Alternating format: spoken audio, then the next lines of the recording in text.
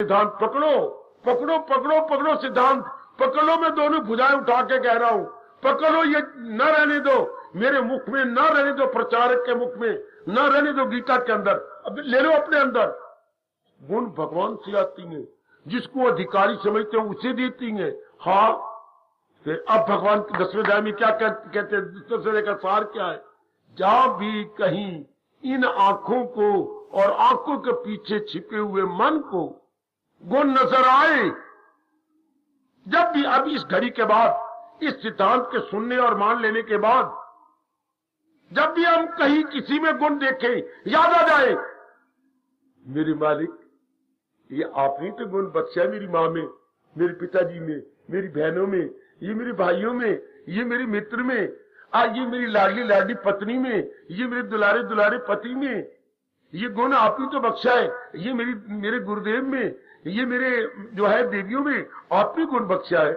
यानी जब ये सिद्धांत हमारा उस मौके पर काम आएगा कि तो भगवान ने बख्शा है, तो हमारा मन उसके शरीर के साथ नहीं चिपकेगा, जिसने गुण दिया है उसके साथ चिपकेगा।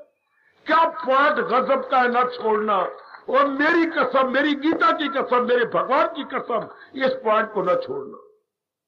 अगर अभी तक अपने कोई भी गुण नहीं पकड़ा गीता जी के 9 अध्याय तक, ये पकड़ लो। Anywhere you see any good quality, anywhere in any one, in anywhere in any one, जब भी कोई गुण नजर आता है वो उसका नहीं, भगवान ने उसको अधिकारी समझा है, कब दिया है। जैसे डिग्रियां आपके पास पता नहीं कितनी डिग्रियां हैं, हाँ, यूनिवर्सिटी ने आपको अधिकारी समझा है, तब ये डिग्रियां आपने उनकी शर्तों को पूरा कर दिया तो डिग्रियां आपको मिली हुई हैं, डिप्लोमे आपको मिले हुए हैं। क्योंकि डिप्लोमे और डिग्रियों का घर कौन है? यूनिवर्सिटी।